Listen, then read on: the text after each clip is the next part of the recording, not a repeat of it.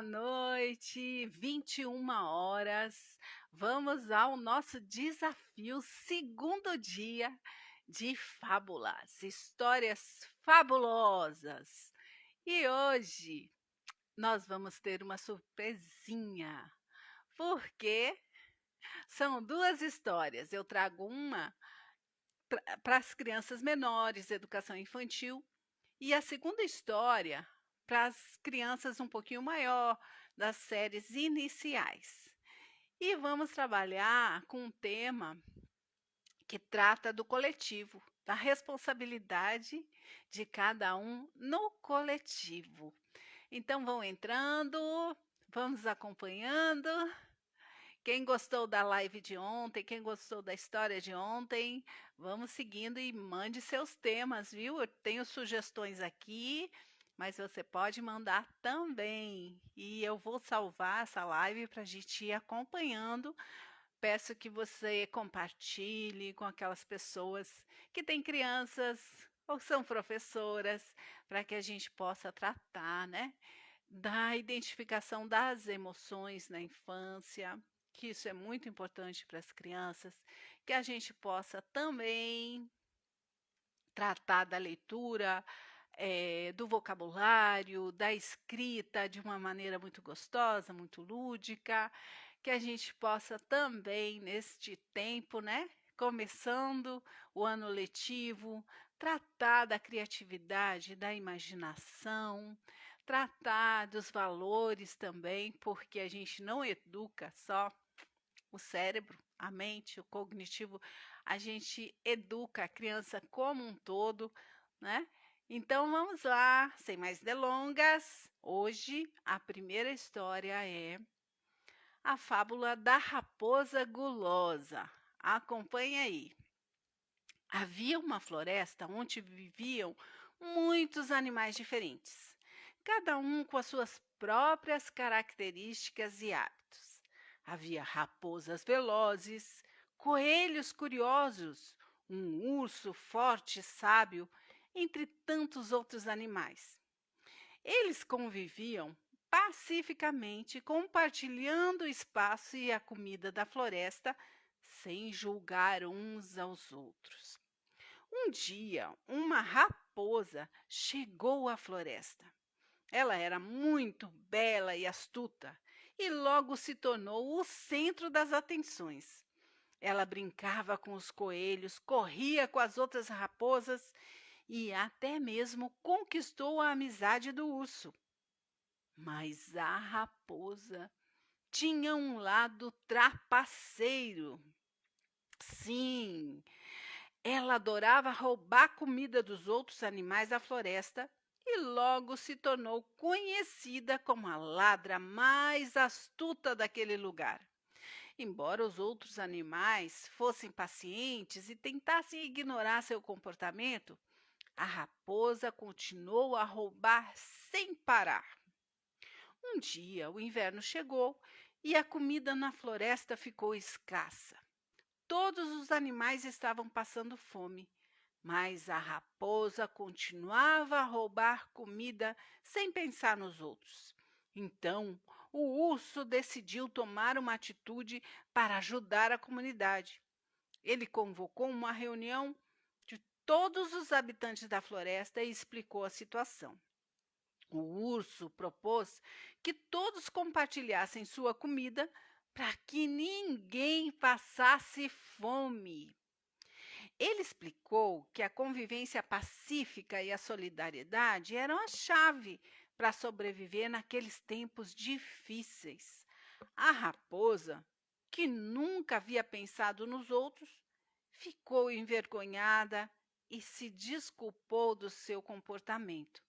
Desde então, todos os seres da floresta aprenderam a importância de conviver pacificamente e ajudar uns aos outros.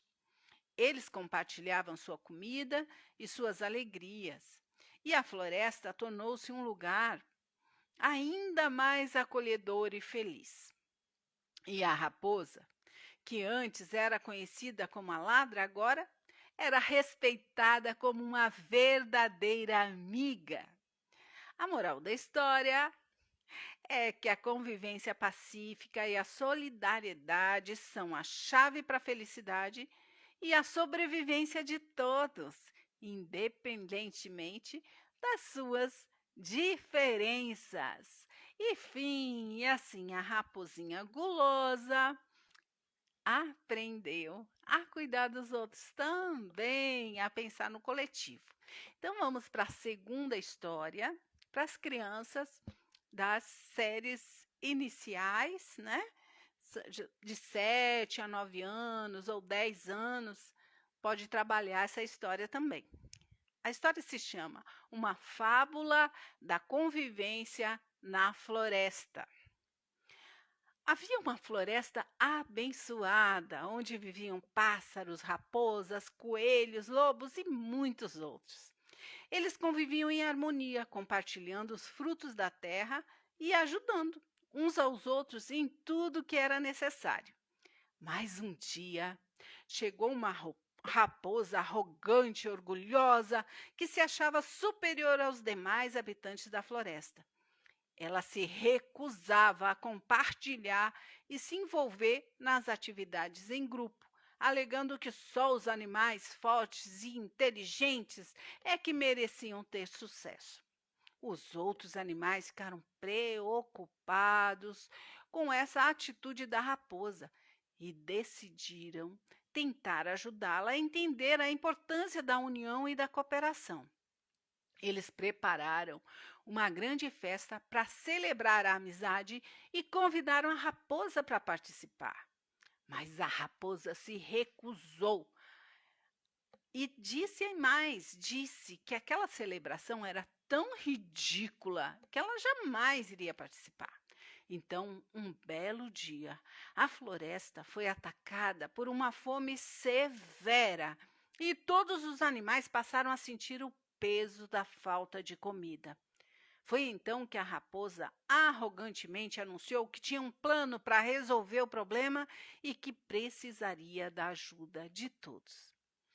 Os outros animais, em desespero, concordaram em ajudá-la e juntos eles começaram a buscar comida pela floresta. Mas, na verdade, a raposa tinha um plano egoísta e não queria ajudar a todos, apenas a si mesma. Ela levou todos os animais para um local perigoso, onde eles foram atacados por uma horda de lobos ferozes. A raposa, em seu egoísmo, conseguiu escapar e ficou assistindo aos amigos serem feridos e perseguidos. Foi então que ela começou a perceber o quanto tinha sido egoísta e cruel. O que eu fiz?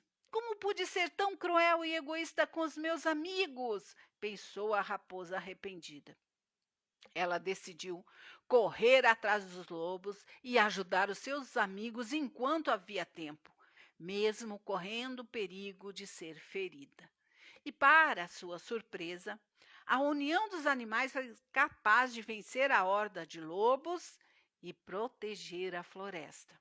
A raposa aprendeu a lição e desde então passou a conviver com os outros animais da floresta de forma mais responsável e sensível. E a moral da história? Diga aí qual é a moral da história. Eu acho que é avaliar os próprios atos, né, o valor disso, e ter a autocrítica para nos fazer melhores e nos tornar valiosos para os nossos semelhantes. Porque às vezes a gente pensa que pode ficar numa comunidade só vivendo a própria vida e achando que está tudo bem. Mas não, os problemas afetam a todos os que vivem perto, que vivem junto. Então, cada atitude tem importância. Então, essa fábula é também uma forma de trabalhar com a criança essa responsabilidade no grupo e a responsabilidade de fazer a autocrítica, porque a raposa foi longe demais. Ela foi cruel, mas ainda houve tempo de arrependimento, de avaliação dos atos, e ela pagou o preço ela enfrentou, assumiu o que ela fez e correu atrás do prejuízo. Então, essas coisas também a gente trabalha com a criança enquanto alfabetiza, enquanto educa. Assim eu penso, e essa é a minha missão: trazer histórias que são aventuras, que as crianças guardam no coração, mas que também, olha, ensinam a maneira sensível de lidar com o outro, de lidar com o grupo. Então é isso. Eu agradeço a todos que acompanharam, todos os que vão assistir ainda essa história, que vão ouvir, e peço que vocês compartilhem, porque no final desse desafio de 21 dias, 21 lives, a gente vai ter uma publicação, um e-book com todas essas histórias que podem ser lidas, compartilhadas com outras crianças. Também eu quero colocar algumas atividades, né? Sugestão de atividades a partir dessas histórias, para contribuir com o trabalho dos professores e dos pais, das famílias educadoras. Então, um abraço a todos, tudo de bom para vocês e até amanhã. Tchau!